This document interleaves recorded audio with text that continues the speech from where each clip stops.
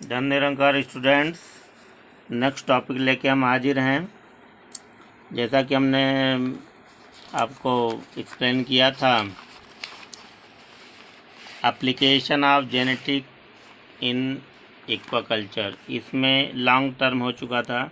Short term genetic improvement strategies के बारे में हम आगे बताने जा रहे हैं। Long term genetic improvement strategies, long term genetic improvement में क्या करते हैं कि कम समय के लिए टेक्नोलॉजी का यूज़ करते हैं। उसमें कुछ हेड्स दिए गए हैं जो सामने हैं। हिब्रिडाइजेशन एंड क्रॉस ब्रीडिंग, इसमें हिब्रिडाइजेशन और क्रॉस ब्रीडिंग मेथड को अप्लाई करते हैं। Cross breeding and hybridisation can be utilised to combine favorable quantities from two genetically different groups and to take advantage of hybrid vigor heterosis। इसको heterosis कहते हैं क्योंकि different type के jeans को लेकर के, डिफरेंट टाइप के स्पीसीज़ के जीन्स को लेके क्रॉस ब्रीडिंग कराते हैं और जीन्स, डिफरेंट जीन्स को जो है कि यूनाइट करके हाइब्रिड बनाते हैं, जिससे कि जो है कि बेनिफिशियल जीन्स मिल सके, जिससे नए स्पीसीज़ जैसा रिक्वायरमेंट है, जैसा डिज़ायरेबल स्पीसीज चाहते हैं, वैसा डिज़ायरेबल स्पीसीज़ का हाइब्रिड बना सकें। Interspecific hybridisation has resulted in fish with improved growth rates. जब इंटर स्पेसिफिक दो तरह की स्पीसीज़ का हाइब्रिडाइजेशन करते हैं तो उसमें क्या होता है कि जो स्पीसीज सामने आता है फिश का, उसका ग्रोथ रेट इम्प्रूव करता है। मैनिपुलेटेड सेक्स रेशियो, उसके जो सेक्स रेशियो हैं वो भी मैनिपुलेट किया जा सकता है, मैनिपुलेटेड होते हैं। कामा स्टेराइल एनिमल, और वह स्टेराइल भी होते हैं क्योंकि ख़ास तौर से मार्केटिंग के लिए स्टेराइल एनिमल का यूज़ किया जाता है, जिससे कि अच्छा ग्रोथ हो और जो है अच्छा पैसा मिल सके, इकोनॉमिकल वैल्यू अच्छा मिल सके। इम्प्रूव्ड फ्लैश क्वालिटी, और इससे जो मीट की क्वालिटी है वो भी अच्छा मिल पाता है। इंक्रीज्ड डिजीज़ रेजिस्टेंस, और ऐसे हाइब्रिड स्पीसीज़ में डिजीज़ रेजिस्टेंस का पावर भी अधिक होता है। Improved tolerance to environment extremes and other altered traits, और ऐसे हाइब्रिड एनिमल्स में, हाइब्रिड स्पीसीज़ में जो है कि इन्वायरमेंट में जो अल्टरेशन हो रहा है, जो उतार चढ़ाव हो रहा है क्लाइमेट में, उसमें भी इसमें कोई परिवर्तन नहीं होता है और ये टॉलरेट कर सकते हैं, अपने आप को जो है कि टॉलरेट करके अडाप्ट कर लेते हैं। यानी हर परिस्थिति में ये स्पीसीज़ जो है अपने आप को जो है कि एडजस्ट कर लेते हैं तो ऐसे स्पीसीज़ काफ़ी मार्केटेबल वैल्यू इनका होता है।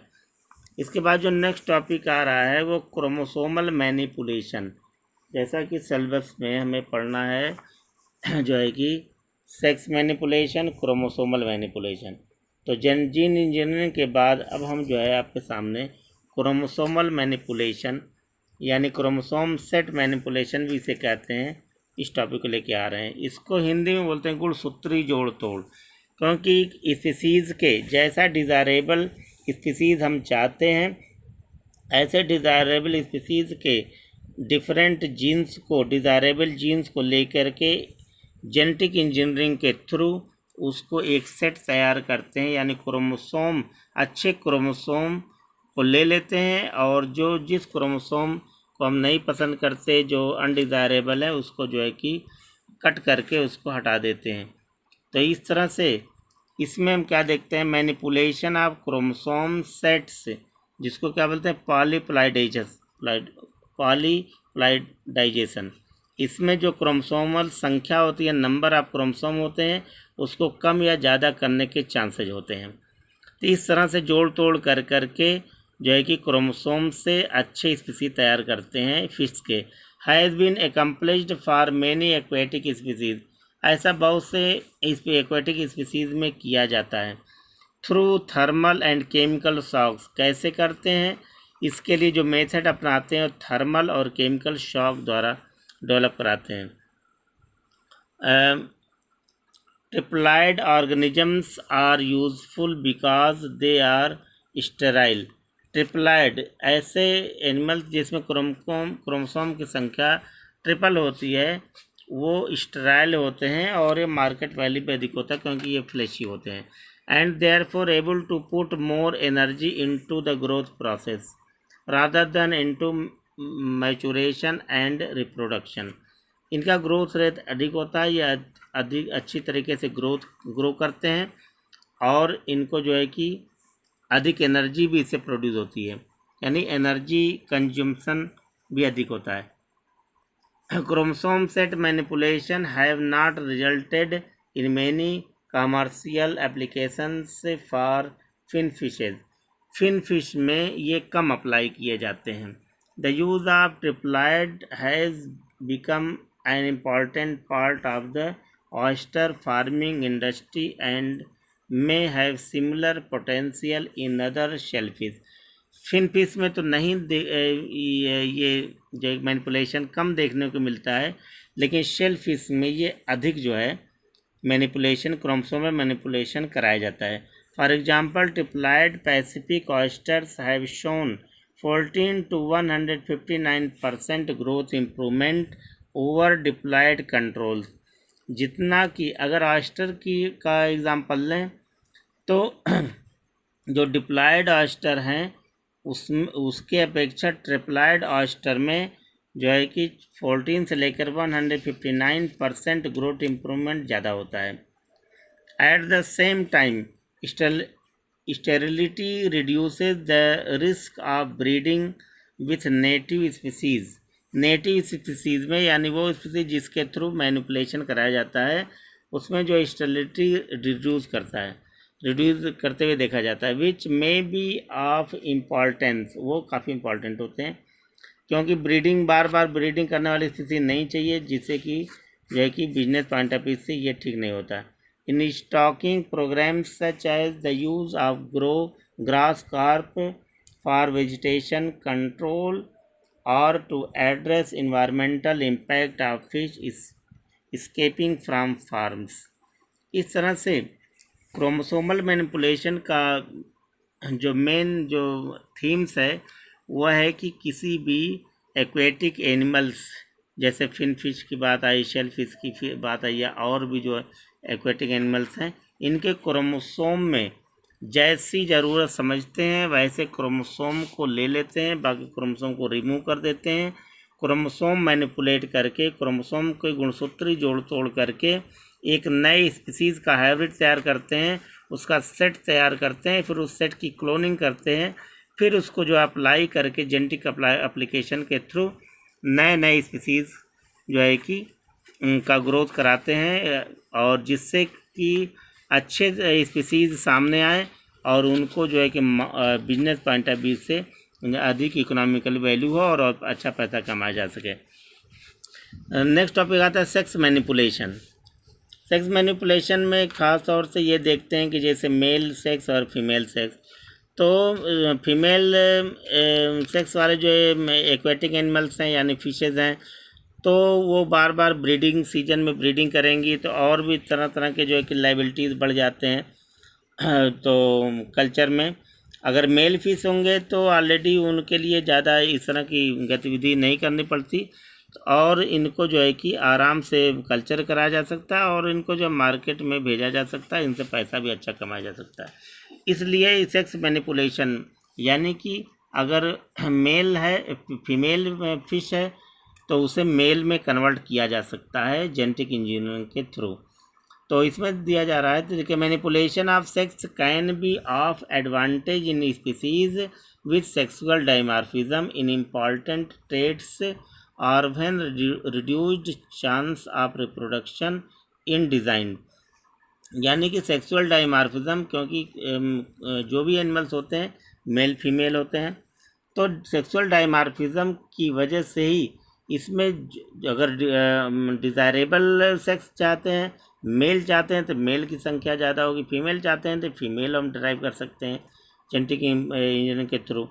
तो सेक्सुअल डाइमॉर्फिज्म को मैनिपुलेट किया जा सकता है। Monosex male stocks have considerable commercial benefit in a number of species, बहुत से ऐसे स्पीसीज हैं जिसमें जो है कि उस मेल मोनोसेक्स यानी एक तरह के मेल सेक्स वाले स्पीसीज को इम्प्रूव कराया जा सकता है और इनका कमर्शियल बेनिफिट भी ज़्यादा है, इनका स्टॉक भी करके और जो है अच्छा पैसा कमाया जा सकता है। इसलिए ये ध्यान में रखते हैं कि हम जैसी ज़रूरत समझते हैं तो फीमेल मैनिपुलेशन के लिए भी अप्लाई कर सकते हैं इस मेथड का, या नहीं तो maximum commercial benefit marketable benefit के लिए जो है मेल मोनोसेक्स की ज़रूरत पड़ती है। Most notably in tilapia due to problems of both precocious maturation and unwanted reproduction within the production system inhibited by this species.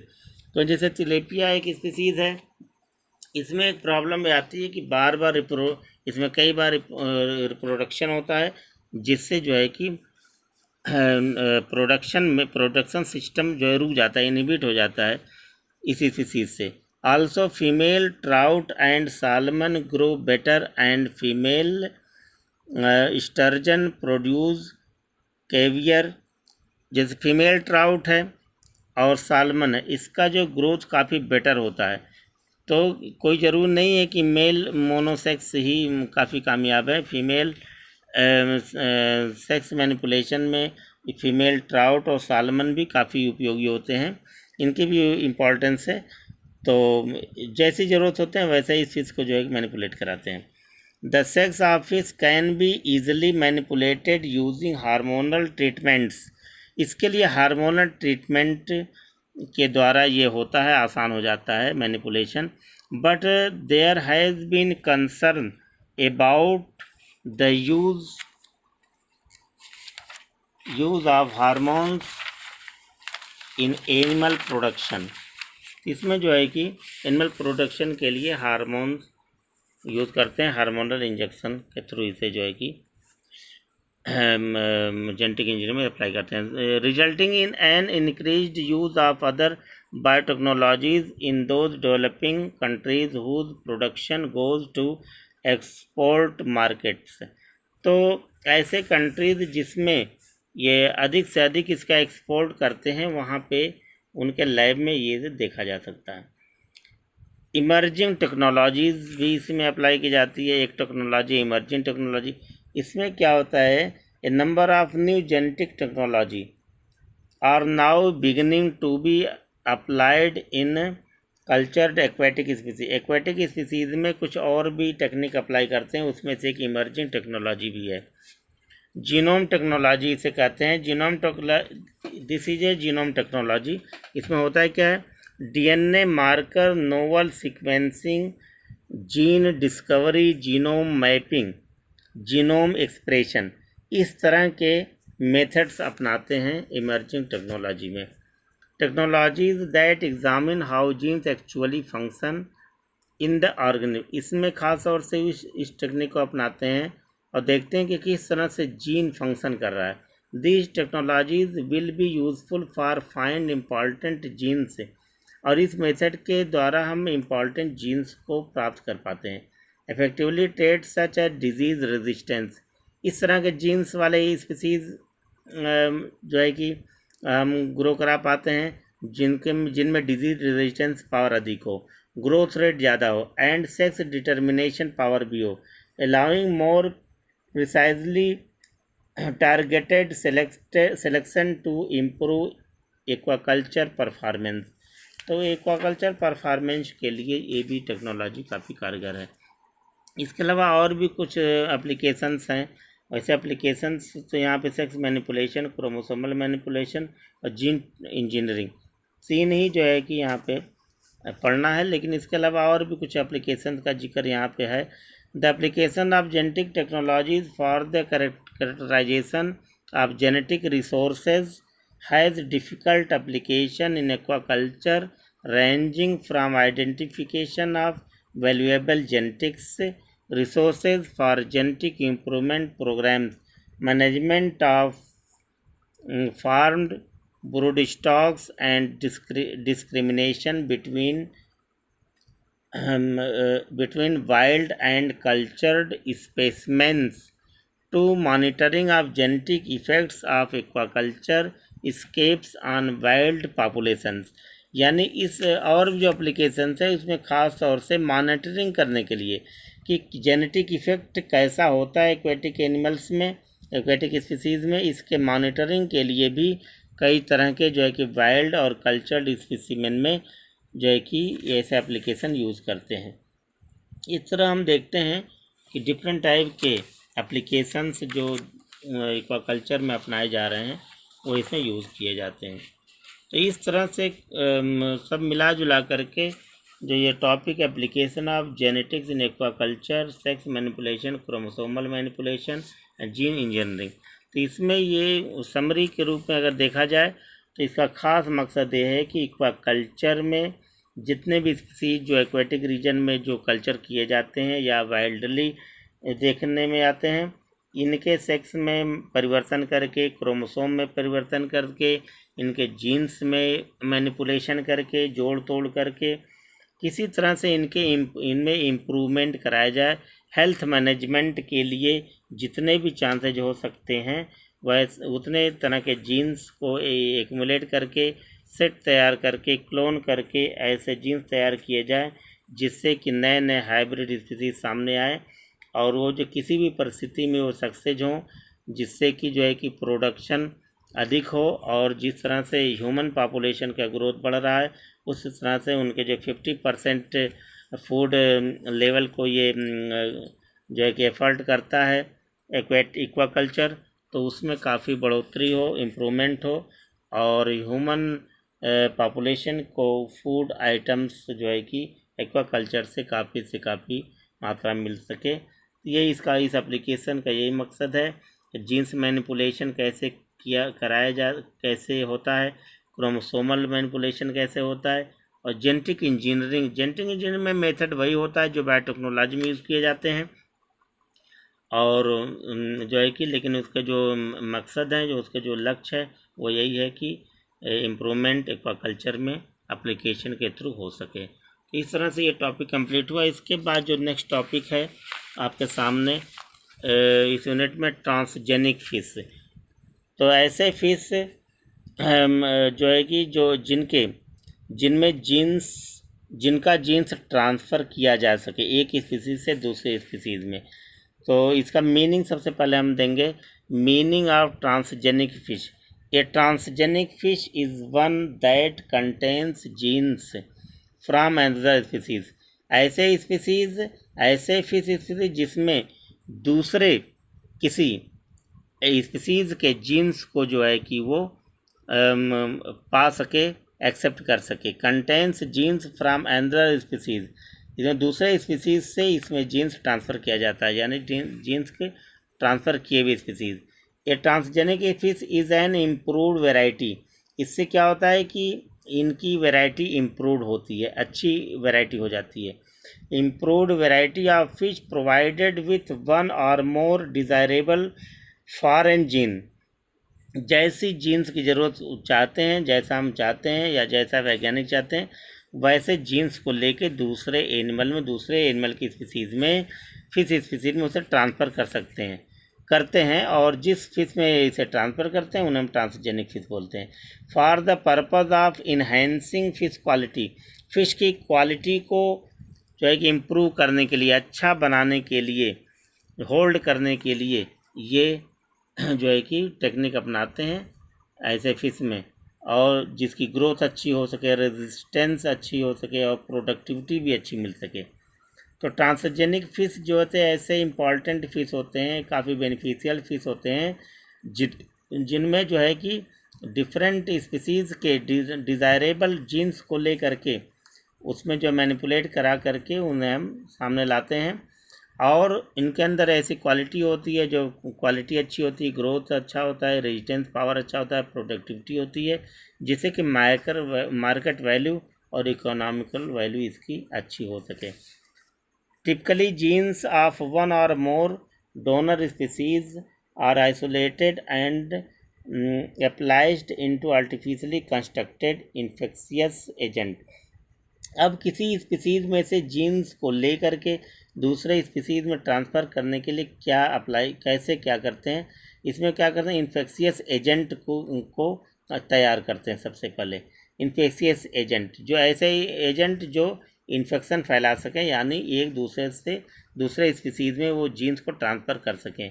Which acts as vector, वे vector जैसा काम करते हैं, वाहक का काम करते हैं, यानी जीन्स को ले जाने का काम करते हैं। टू कैरी द जीन्स, तो जीन्स को कैरी करते हैं दूसरे स्पीसीज़ के सेल्स में, into the cells of recipient species, ऐसे स्थिति जिसमें वो रिसीव करना है। वंस इनसाइड ये सेल, एक बार अगर ये जीन्स उसमें उसके सेल में पहुंच जाता है, the vector carrying the genes will insert into the cells genome, जब एक सेल्स में पहुंच जाता है तो पूरे जीन्स में वो शामिल हो जाता है। इस तरह से जीन्स इंप्रूव हो जाता है। With the advancement in the field of genetic engineering, the application of its commercial use has also increase, इस तरह से कमर्शियल यूज़ ऐसे फिश का बढ़ जाता है। Aquatic animals are being engineered to increase aquaculture production, इस तरह से एक्वाकल्चर प्रोडक्शन इम्प्रूव कर जाता है, इंक्रीज कर जाता है, बढ़ जाता है। इस तरह से एक्वाकल्चर प्रोडक्शन बढ़ाने के लिए ही तो ये सब तरीके अपनाए जाते हैं। The use of genetic engineering and RDNA technology has RDNA recombinant DNA, क्योंकि किसी भी जीन्स को दूसरे स्पीसीज में ट्रांसफ़र करना होता है तो biotechnological genetic engineering method use करते हैं, तो उसमें रिकम्बिनेंट DNA बनाते हैं, यानी कि ऐसा DNA जिसमें डिज़ायरेबल जीन्स को जोड़ देते हैं और वेक्टर के थ्रू, फिर वो प्लाज्मिड के थ्रू दूसरे स्पीसीज में ट्रांसफ़र कर दिए जाते हैं। Has been miracle in medical and industrial research, तो इस तरह से ये एक जादू की तरह से काम करता है मेडिकल के फील्ड में और इंडस्ट्री के फील्ड में, इंडस्ट्रियल रिसर्च में और मेडिकल रिसर्च में। ये genetic engineering and recombinant DNA वाला टेक्नोलॉजी काफ़ी पॉपुलर हुआ और बहुत ही जादुई साबित हुई है। The transgenic fish are being promoted as the first marketable transgenic animal for human consumption, क्योंकि ह्यूमन के कंजप्शन के लिए ये तरीका काफ़ी कारगर साबित हुआ। Usually fishes have higher levels of genetic variations, क्योंकि फिशेज में बहुत तरह के वेरिएशन पाए जाते हैं, डिफरेंट टाइप के स्पीसीज पाए जाते हैं, सबसे ज़्यादा वेराइटीज़ में पाई जाती हैं। एंड हेंस मोर स्कोप्स, इसीलिए और इसका स्कोप भी अधिक है, for selection than most animals और बर्ड। और अगर एनिमल और बर्ड से अगर तुलना की जाए तो फिश की जो है, फिश का सिलेक्शन इसलिए किया जाता है क्योंकि इसका स्कोप भी ज़्यादा है, इसमें वैरायटी भी ज़्यादा है, इसलिए इसमें ट्रांसजेनिक फिश अधिक जो बनाए जा सकते हैं।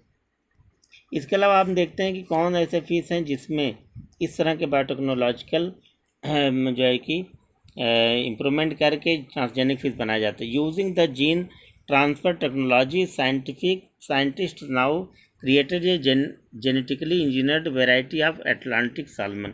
अटलांटिक सालमन को यूज़ करते हैं।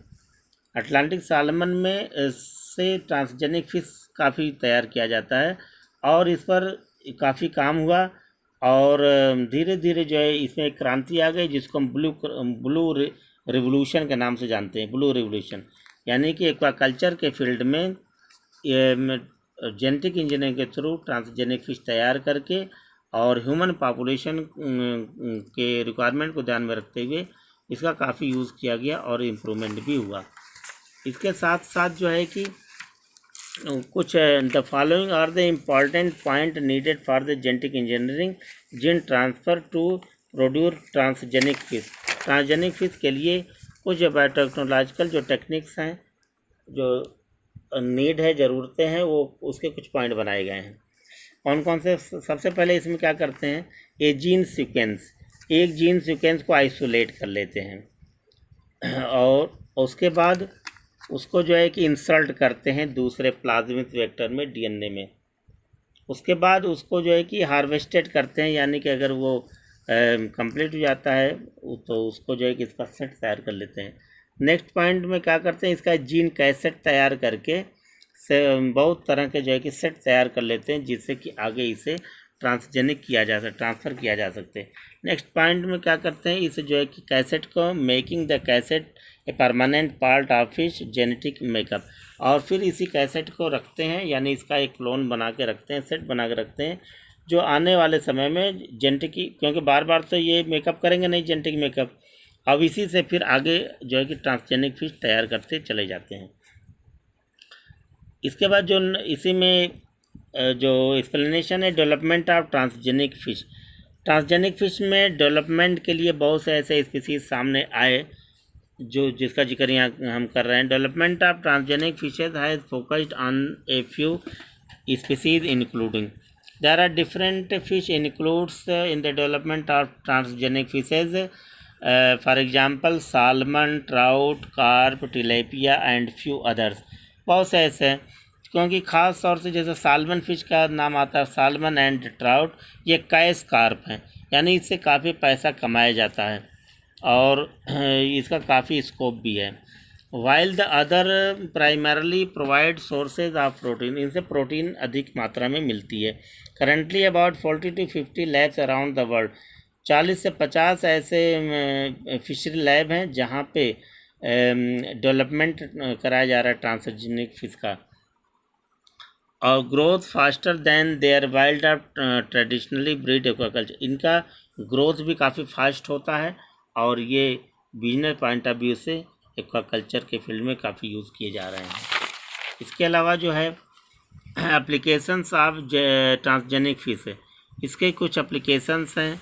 इसके ट्रांसजेनिक फिश में be better used for the following purpose, इस एप्लीकेशन का यूज़ यानी ट्रांसजेनिक फिश बनाने का जो तरीका है, इसका यूज़ क्यों करते हैं, किस पर्पस से करते हैं, कई पॉइंट है। फर्स्ट है for increasing fish production, fish production को इम्प्रूव करने के लिए। सेकेंड है for production of pharmaceutical and other industrial product, industrial products और फार्मास्यूटिकल के फील्ड में प्रोडक्शन के लिए भी इस मेथड का यूज़ करते हैं, यानी ट्रांसजेनिक फिश को इम्प्रूव करते हैं।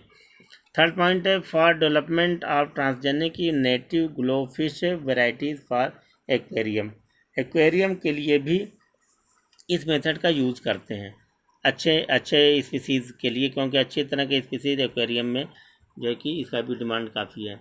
As fish biosensors for monitoring aquatic pollution, इस तरह से ऐसे फिश भी तैयार किए जाते हैं जो एक्वेटिक रीजन में पोल्यूशन को मॉनिटर कर सकें और देख सकें और उसको ख़त्म भी कर सकें, यानी वाटर पोल्यूशन, एक्वेटिक पोल्यूशन को मॉनिटरिंग करने के लिए भी ट्रांसजेनिक फिश तैयार किए जाते हैं। नेक्स्ट है for isolation of genes promoters and synthesis of effective gene construct, नए नए तरह के इफेक्टिव जीन तैयार करने के लिए भी इसे यूज़ करते हैं।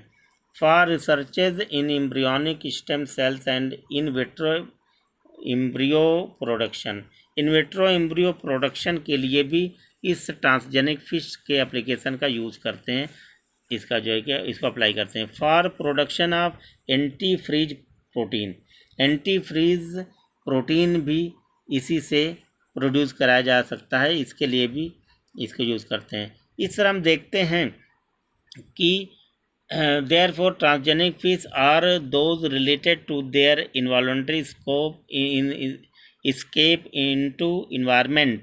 Concern range from interbreeding with native fish populations to ecosystems. Ecosystem में डिफरेंट टाइप के स्पीसीज़ हैं और उनको इम्प्रूव करके, उनके जीन्स को इम्प्रूव करके हम जो है कि डिफरेंट टाइप के लाभ ले सकते हैं, बेनिफिट ले सकते हैं। And effect resulting from heightened competition for food and prey species, क्योंकि जिस तरह से कंपटीशन फूड के लिए चल रहा है, या बहुत से ऐसे स्पीसीज हैं जो दूसरे स्पीसीज के लिए भक्षक बने हुए हैं, नुकसानदेह बने हुए हैं, उन सबों के लिए भी ये मेथड काफ़ी कारगर है, काफ़ी जो है कि इम्प्रूवमेंट देने वाला है। इस तरह से ट्रांसजेनिक फिश में हम देखते हैं ऐसे फिश जो डिज़ायरेबल जीन्स के द्वारा तैयार किए गए हों और बेनिफिशियल हों, ह्यूमन पॉपुलेशन की ग्रोथ के लिए भी ज़रूरी हों, ऐसे फिश जिसमें जीन्स ट्रांसफ़र करके तैयार किए जाते हैं, इनको हम ट्रांसजेनिक फिश कहते हैं। इनके वेराइटीज़ भी सामने आ गए, इनके एप्लीकेशन भी, पर्पस भी और इसकी मीनिंग भी इस एक्सप्लेनेशन में दिया गया। तो ये हो गया, 2 टॉपिक आपका कंप्लीट हुआ। ये एक तो application of genetic in aquaculture, sex manipulation, chromosomal manipulation, gene engineering, और दूसरा है ट्रांसजेनिक फिश। इसके बाद नेक्स्ट वीडियो में हम लेकर के एक्सप्लेनेशन आएंगे ये production of monosex and sterile fish and their significance in aquaculture, और दूसरा है इंड्यूस्ड ब्रीडिंग। ये दो टॉपिक हम आपको जो है कि नेक्स्ट टर्न पर नेक्स्ट वीडियो में जारी करेंगे। Thank you all student.